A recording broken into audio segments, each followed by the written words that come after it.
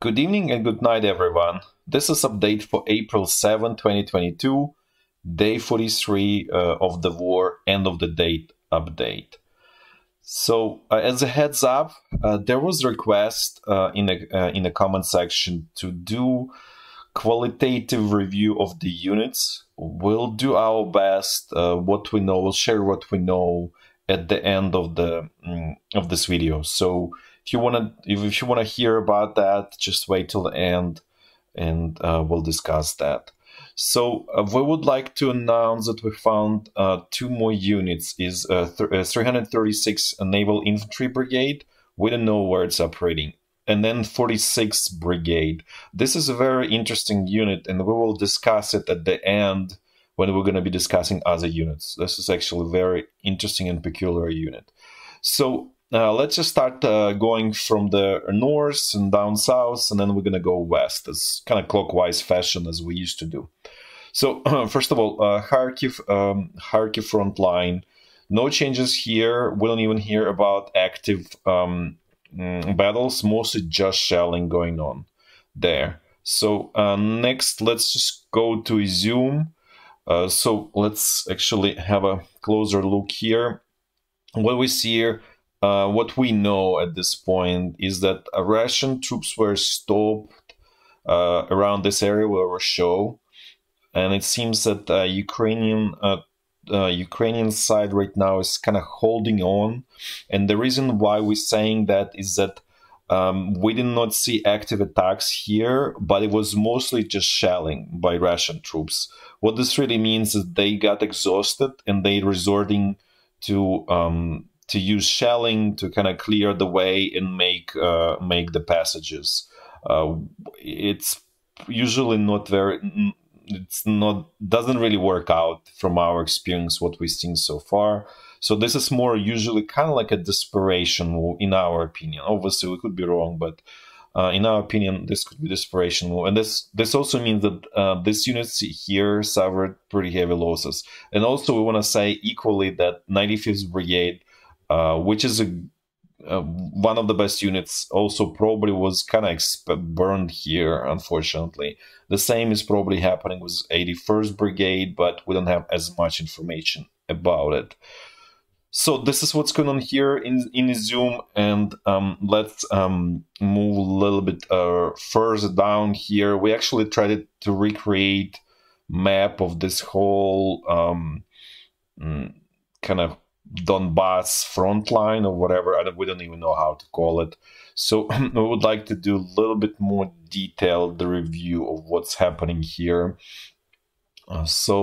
We now confirm that 128th Brigade is here, covering this kind of northern section here, and they attacked. From the village of Kremina here today, and pushed Russian troops a little bit towards north. We don't know how long. Not really, like probably 5 kilometers at most. So that's really not much, but they sort of trying to put some pressure there. Then there is 57, 56 Brigade here. They defending this bridgehead around Severodonetsk. We just to make it clear, we don't know which one is. It's possible that 56 is here, 57 is there. So we just know that they are kind of together operating in this area, right? So this is kind of, to extent, maybe not terribly precise here. Then we also know that 24th Brigade is they're fighting here in this area, and there was quite a bit of pressure here by Russian troops in this area. On this road, kind of from Lugansk, probably kind of Severodonetsk, Lugansk road here.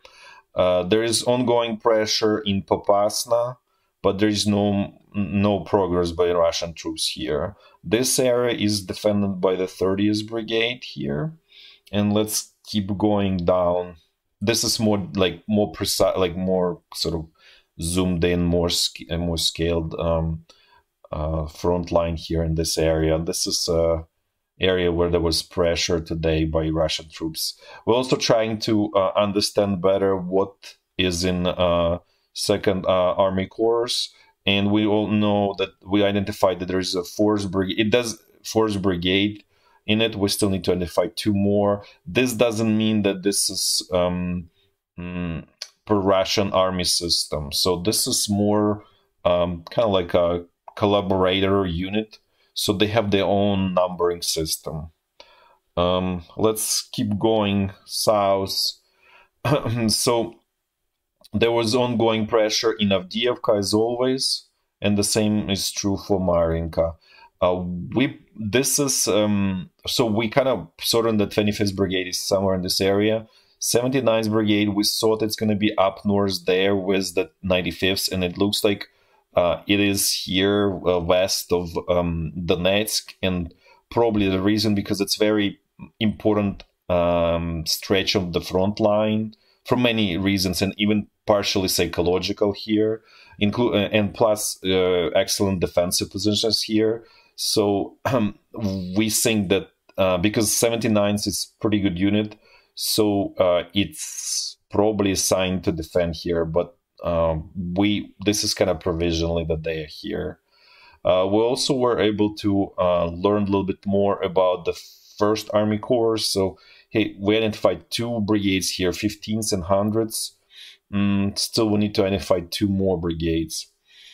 In terms of this area, where there is 53rd and 54th brigades, so what we know that Russian troops are putting more pressure on Vuhledar and also the village of Novomikhailivka. They're trying to encircle here, apparently, Ukrainian troops. And there is pressure on Novosilka, actually, sorry. So this is what's going on in this area. Actually, we forgot to mention some interesting detail about Izyum. So, sorry. Yeah, so here in Izyum, actually, we mentioned before that Ukrainian army had anti-tank missile, like, well, basically man-held, well, not actually not man-held, it's on tripod, but that it was decent missile that was developed by Ukrainian military industrial complex, call it that way. And it turns out that one of the most important parts there, which is the sighting and laser range meter, was produced here, actually in Izyum, in the southern. There is a factory here in the southern Izyum, where this high hill is, and it was producing that one of the most critical components to it. Turns out was obviously captured by Russian troops. And it turns out that the Ukrainian side did not remove any equipment, basically didn't evacuate this factory somewhere, in a safer area. This is just another example of how things are not done well on the Ukrainian side.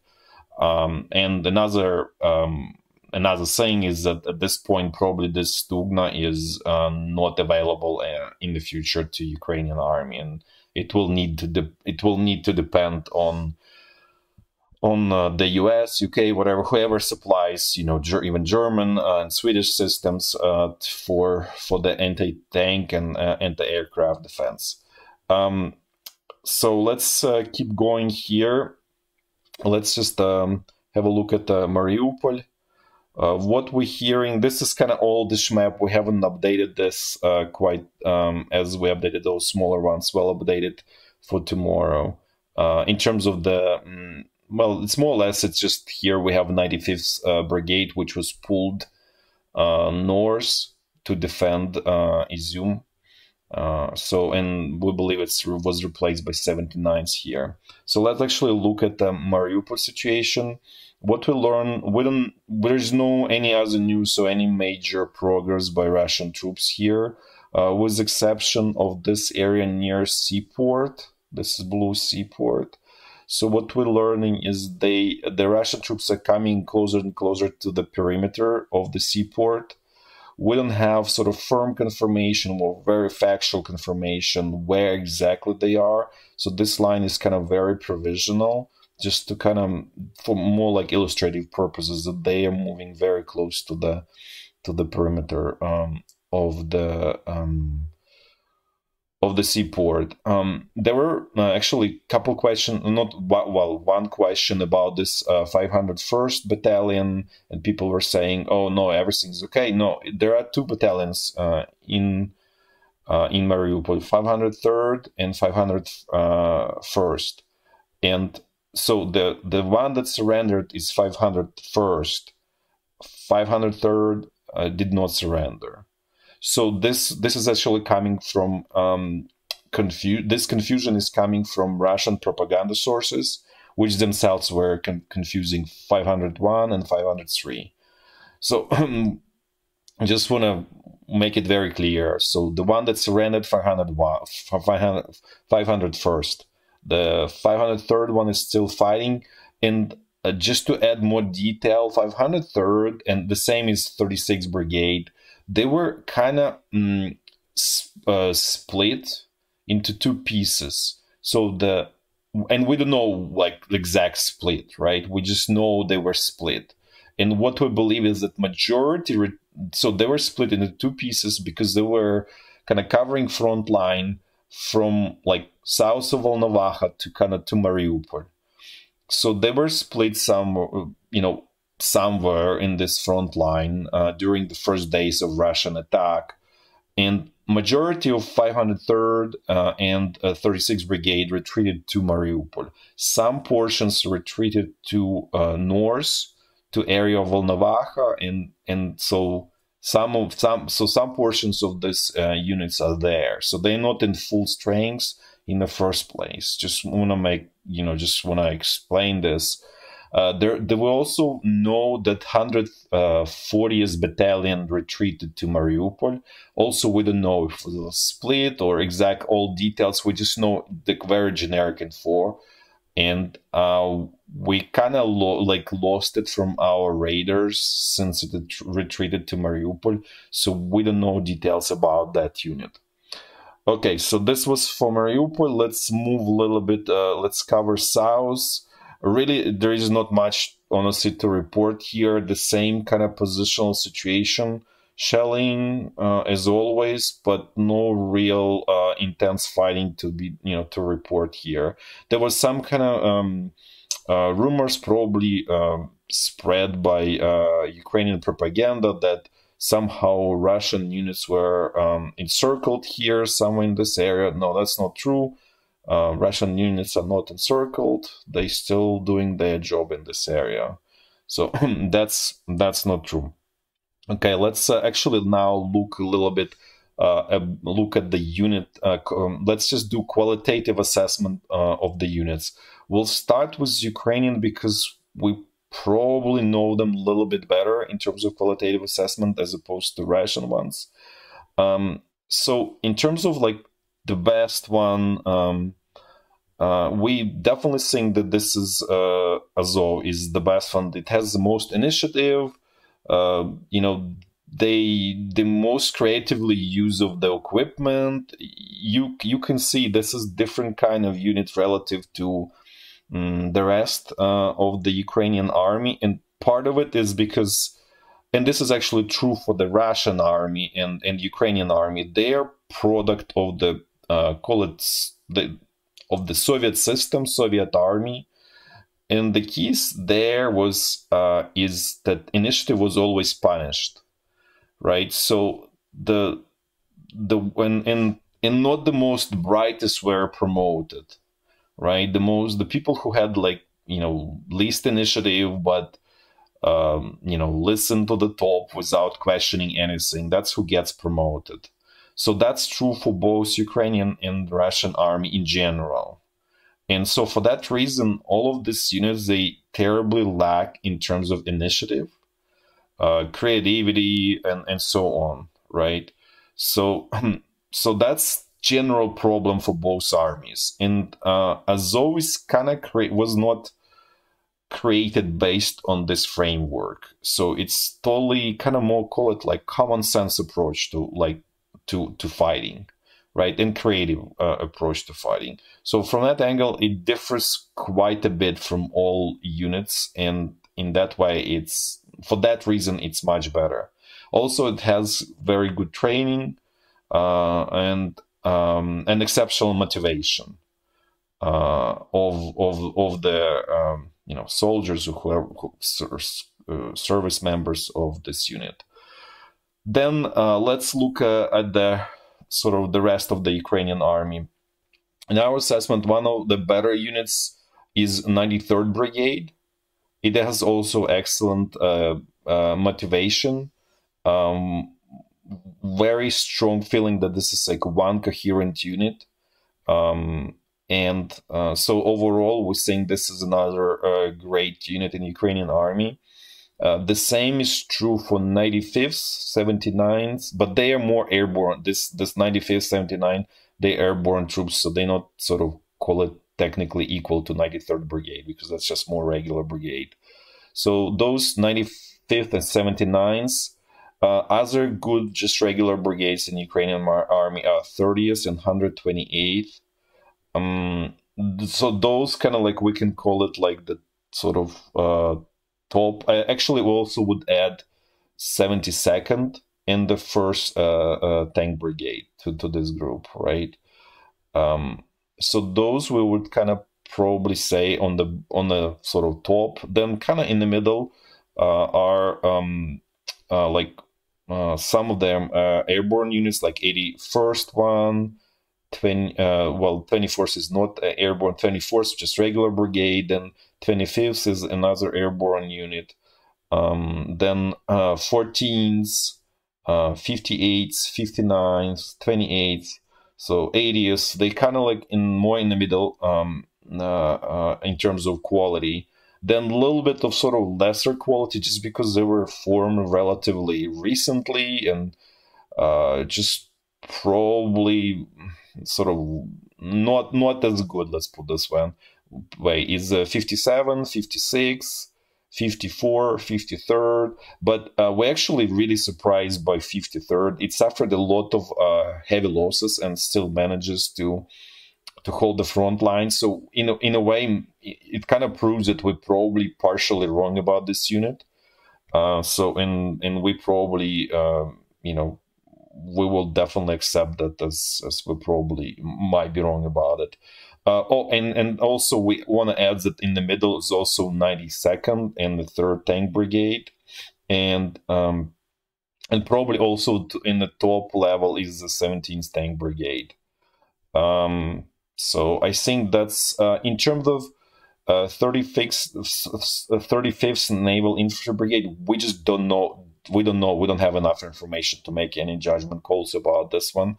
36 seems to be also fighting pretty well, so we would definitely consider it as a kind of in the middle, maybe towards the better one.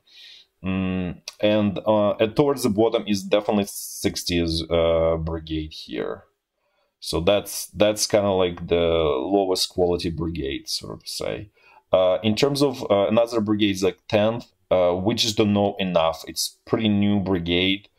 We don't have enough information to make any judgment calls there. Also, 14th is probably in the middle in terms of quality. So that's kind of like very high level assessment. It's probably somewhat subjective based on our sort of analysis. So don't think that there is some kind of science towards it or special reports. This is just what we've seen in terms of performance on battlefield, and just generally just there are a lot of other clues that you get when you follow these units. In terms of Russian troops, it's so the top is 4th Tank Division, 3rd Mechanized Division, and the 2nd Mechanized Division. Those were considered actually the cream of the crop of the sort of regular Russian troops. They proved not to be actually that great so far, especially here in this east of Kiev area. They totally didn't perform to expectations, let's put this way. So this was, in a way, call it like big disappointment about this sort of units, or in terms of sort of expectations, right?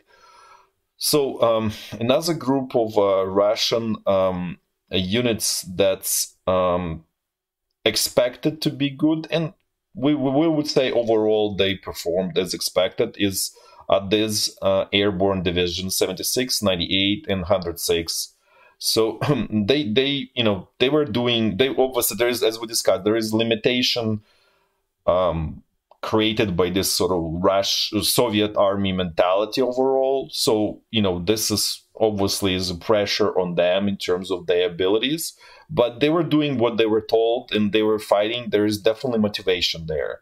They definitely motivated units. And that's actually partially why we say that these units are disappointment, is we didn't see really terribly great motivation from these units, in our opinion. But these units clearly shown quite a bit of motivation.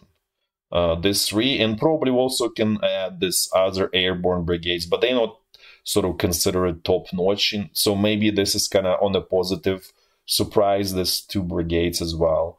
Also, 5th Tank Brigade was fighting pretty decently. Basically, they had motivation. Maybe they don't have, again, they have this sort of problem with Soviet army mentality, but they had motivation and they were doing what they told and sort of kind of following the orders without, like in a motivated way, basically. Another units of the Russian army that are better ones are this special force brigades. We clearly see that they were very, let's say, they did daring things. Not quite as good, let's say, as Azov, but they definitely were fighting well, for sure. And they were very well motivated, but they are very small in size in general. It can range from 300 people to up to 1,700, but we don't think that most of them probably around 1,000. So they just generally smaller units overall. But they did pretty well. Then, the rest of the brigades and divisions kind of like in the middle. They nothing terribly special, nothing, nothing, like not terribly bad, let's put this way. We were surprised by this 90th Tank Division, which seems like based on the number of tanks, or there was something about sort of they supposed to be better ones, but they clearly didn't have much of the motivation or initiative, so they definitely, another kind of disappointment in terms of expectations. Some of the weaker units are, for example, 126 Brigade. It's called Coastal Defense Brigade. So this is just kind of third tier unit.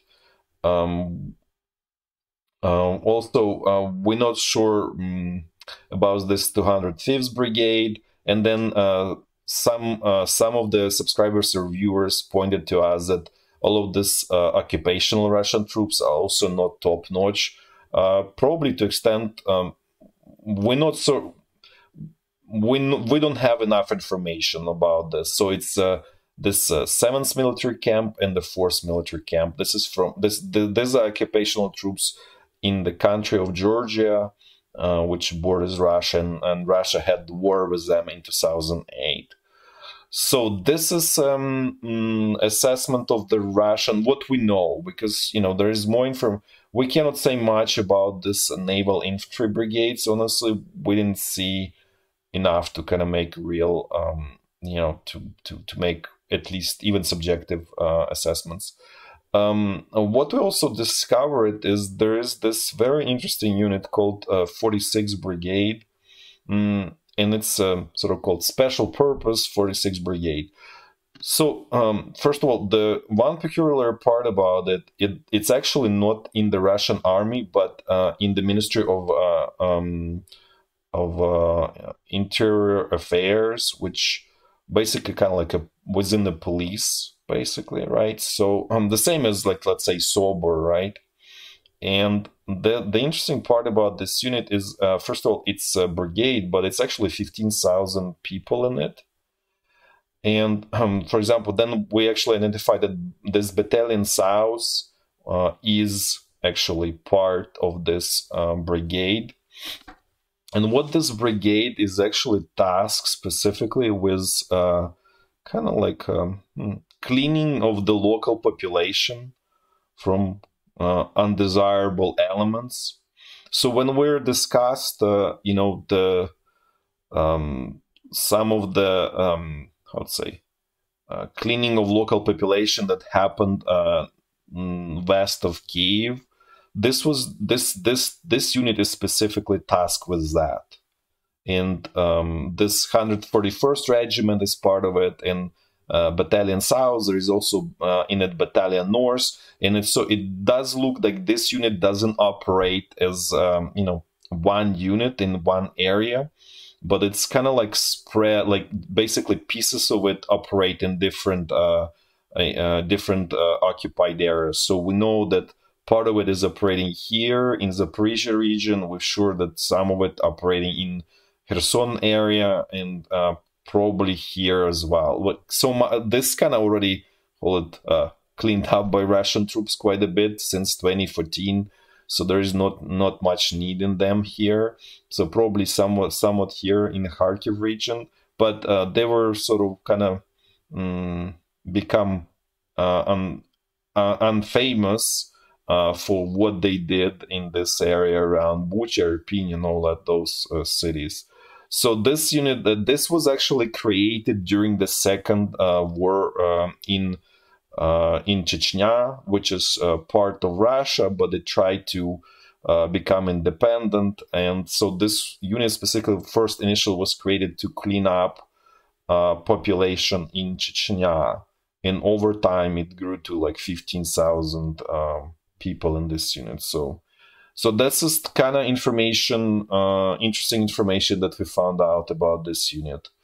Okay, well, thanks everyone for today, and till tomorrow. By the way, there is I have an idea about a live stream on Saturday. Let me know if it makes sense, if there is enough interest for it, and if it's good timing for everyone. Otherwise, till tomorrow. Thanks again. Bye bye.